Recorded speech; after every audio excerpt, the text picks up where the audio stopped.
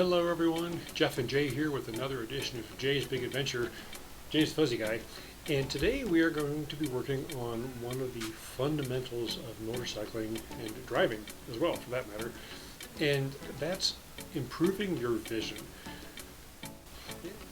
The NHTSA did a study a while back that said in pretty much any accident, whether it be a single vehicle or multiple vehicles, if any one of the drivers had an additional 2 seconds to think, they could have avoided the accident. What we're going to work on today is giving you those 2 seconds. And we do that by raising our vision and looking further down the road. This first clip that I'm going to use is on Scenic Byway 12 in southern Utah. And I'd stopped for coffee at the Kiva Coffee House. And a great place to stop is kind of right in the middle of Scenic Byway 12. And I'm leaving now. And so I'm going to go ahead and start the clip. When I get ready to get on the motorcycle, as soon as I start the process, and that's getting my coat and the gloves and the helmet and all that stuff on, I'm starting to mentally prepare myself for what's happening. If you noticed, I took a quick look to the left to make sure that there was nobody coming, and right here you can see there is a pickup truck that came down the road, and it looks like he is going to be turning into Kiva Coffee.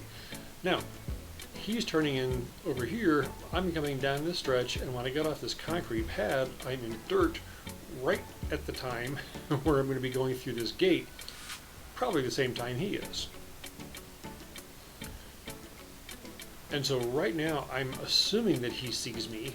There are some ruts here that I want to be careful of. So I'm going to stay over on this side of the gate.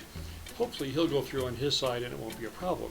But my focus right now is this truck and trying to see whether I can see his eyes so that I know that he's seen me. And he does. He's waiting for me to go by. Now that truck's pretty tall. As I pull up here, I can't see to the left.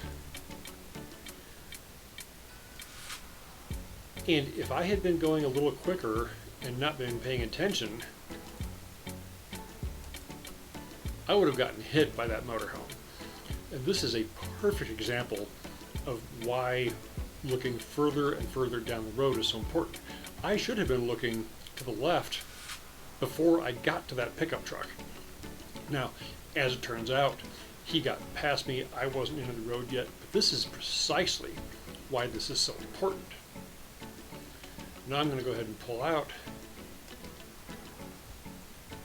And when you're riding on really winding roads, it is important that you use as much of the lane as possible because you paid for the whole thing, right? What's going to happen is, as you can see, I am edging towards the right side of the road here so that I get a better view around this corner. The other thing is, because this is a blind corner, I don't want to have my tires on the inside line, have the bike hanging over into oncoming traffic, and then have somebody come around the corner. And as it turns out, there isn't anybody there. But this is precisely why this is so important. We tend to get fixated on the road right in front of us. So we're working here. This is where the bike's going to be in a couple seconds. I've got the bike leaned over. Where's the bike going to come out of the corner? And my vision is here. Where my vision should be is up here. And as soon as I come around that corner, now I've got this little bit of straight, but I can tell this is a pretty sharp right. Obviously the sign tells us that as well. So we're going to slow down, get over to the left side edge of the road, then bend the bike into the corner, and I'm going to start looking as far up the road as I can. Now here again, I've got the bike on the inside edge of the road. I'm going to let it fade out towards the center. Where I should be looking is up here, because that's going to give me the most advanced warning if there's something coming down the road towards me. I'm going pretty good here, even though it doesn't look like I'm going that quickly. Get the bike leaned over, and here again, I could have the tires right on the yellow line or just inside my line, but that would put the entire mass of the motorcycle and my face well into oncoming traffic, because I could not see if somebody was on the other side. I've hedged my bet. I've got the tires just to the left of the center of the road. The bike is leaning all of the motorcycle, except maybe just the tip of the mirror, is inside the yellow line. Come back the other direction. And here again, I could cut this a little closer, but I wasn't aware of those guys, and I would hate to clip one of those with a mirror. Fade it out over to the right, bend it left, and again, keep the bike inside of my lane in a corner that's really tight. And these are the things that really make a difference the quicker you're going. Right through here, you can see the road makes a little bit of a left and then a right again. I'm going to pretty much shoot up the middle, just bend it over a little bit through here. And get back on the left side of the road because I can't see where the road is going.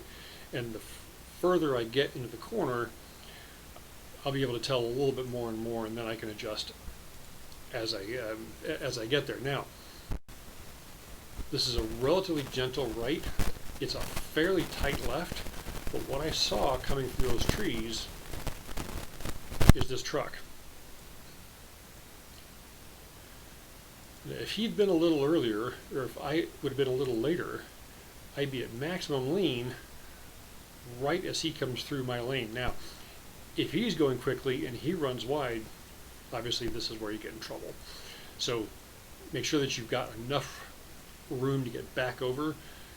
If you're over the line, you can do that as long as you have enough sight line to get back into your lane if something is coming the other direction, like through here. Okay, if I'm looking up here in this corner, there's nobody here. Right, I'm moving pretty quickly. If I wanted to kind of cut this corner and cross that double yellow, I could. Now, I'm not going quickly enough for that to be necessary, but there's no way for someone to come around that corner and get to me before I'm back in my lane. So, should you do it? Probably not. But you can because there's enough space. If you cannot see far enough down the road to know you have the space, then don't do it. And there's the truck, okay? Now, we're in a right, I'm on the proper side of the road, but this is why that becomes important. Look where his tires are. They are right on the yellow line. So if this had been the other direction, and I was going left and he was going right, this is where if you've got anything hanging over into his lane, it's a risk. Now, a little bit of a straight stretch through here, tight left and an even tighter right. So, not knowing how tight this corner is, because I can't see, I'm going to reduce my speed a little bit, and these yellow signs tell me this corner is tighter than the last one. Otherwise, those would have been over here as well. So here, you really want to be careful not to be too crazy with placement. Here's our motorhome. If I had really hurried through here, didn't catch these signs, and drifted wide into oncoming traffic, that's exactly where I would go. This is a perfect example of why vision is so important and properly managing your speeds. Now, I've got another video on what I call the 1 second rule. The 1 second rule lets you establish your lean angle in 1 second and hold it there, and that teaches you how far you need to lean for any given corner. If you do that consistently, then your chances of screwing up here go down quite a bit, which is the whole idea. But that's why this is all important. You want to get your eyes up as far as you can. You want to learn how to get your lean angle set, hold that line, because then I can predict where the bike is going to be. This could have been a really, really bad situation if I hadn't done those two things correctly. And especially on the fun roads, there's always going to be campers and motorhomes and trucks with trailers and those sorts of things. So here again, this time I'm a little farther over than I probably should be. This is not as tight as it looks. I have time to flip the bars back and get back into my lane if something big would come around the corner. But this is pushing it. I probably shouldn't be over that far. But now I can see all the way up over the corner and there's nobody here. As you can see, I'm not going very quickly. I'm just kind of cruising through here, so it would have been pretty easy for me to just flip the bike back over a foot or two if somebody had come around the other way. But so with that being done, now let's take a look at a stretch of road that's considerably tighter. Okay, so let's look at a different stretch of road. This is the famous Tail of a Dragon from North Carolina into Tennessee. And on a tight road, it is significantly more important to watch your sight lines because things happen so quickly. So let's go ahead and roll the tape here. And when you make these hard rights with the hill over here, you just can't see what's coming. Even the lefts are tough. But here we've got the road coming in through the trees here. It's a tight corner. I don't have a lot of room to maneuver, and if you make a mistake, there's no room for error. So really, really tough if you don't have outstanding bike control to start with. Make that bend, come over, and now you can see that the road is headed up through these trees. There's nobody coming. My tires are on my side of a line. Most of my body is in the oncoming lane. If I could not see that far ahead, I'd want to move the bike over to mid lane so that all of me is back on my side.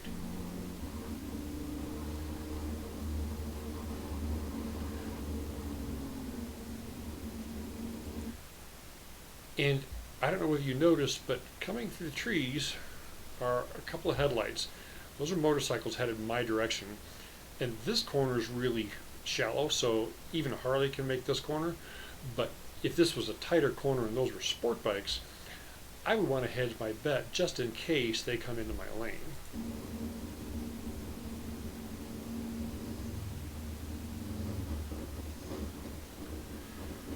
And now we've got that hard right where we just can't see what's going on until we get through there.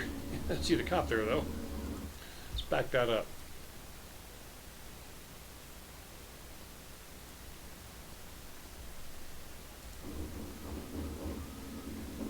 He is hidden in the shadows intentionally so that you cannot see him when you approach. Watch that again.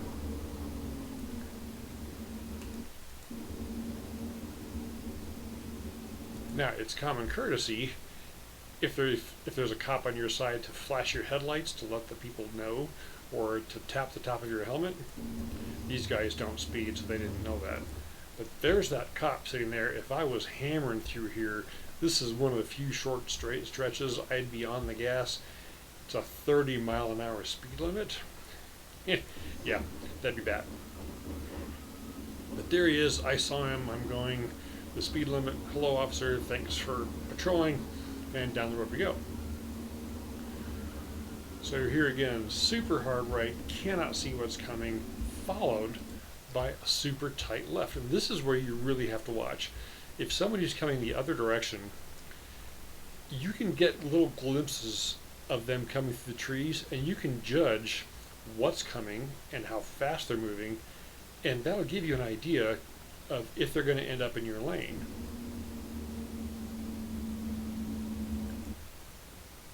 And there he is. Now, he's on the proper line. I'm far enough into the corner where if he's going to run wide, it's going to be after he goes behind me. But this is exactly what this is all about. And keep your speed reasonable, because if you overrun that corner, you end up in a ditch. And you can watch these videos. They're all over in the internet. Turn that sound down a little bit. Okay, a little bit of a straight stretch. Another hard right. Hard left. And if you watch videos, this is one of those corners where these guys crash. They come in too hot, they fade to the outside, and this is exactly where they end up. Tons of videos of accidents right there in that corner. Now, here's where I'm going to run wide if I get in trouble, but I've got to make this right. So now all of a sudden my line becomes really important. I don't want to fade all the way to the outside edge, or if I do, I want to make sure that I get the bike back to the left before the next right, and that's what I did.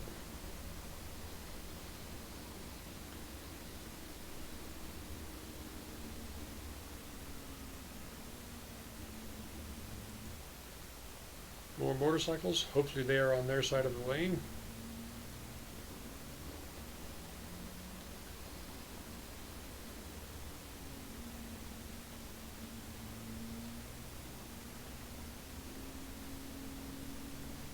Looking up through here.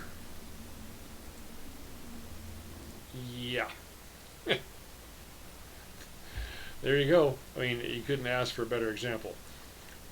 Semis are not supposed to be on the tail of the Dragon, even if they don't have a trailer. But there you go. Come around this corner, carrying a little bit too much speed, decide I'm going to cut the corner just a little bit, or I'll have my whole body over the edge. Boom. There you go. That's why this is important.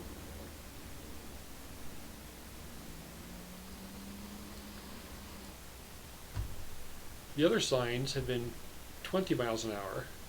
This is now 15. That's telling us that this is a significantly tighter corner than the other ones are. Get the speed knocked down, get your line right, get over to the edge, right? I'm not too far over, so if there's a signpost that comes up, I'm not going to be in trouble. But I definitely want to use all the road. Now flick it back the other direction. And down the road you go. So guys, that's kind of what this is all about. Use every bit of road that you can without getting yourself in trouble, and really work on getting your vision up. So these guys are going to pull over and let us by, and now I can go hammer it again, get the lean angles going, get the speed up, and if I'm watching through here to see what's going on, I could be in for a surprise. Somebody came through here. It looks like there was a must have rained, and there was a bit of a stream coming through here. Look at all this stuff in the road.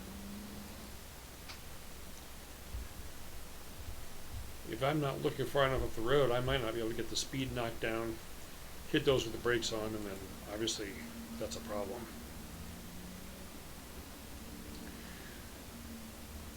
Okay, so that's it for this episode.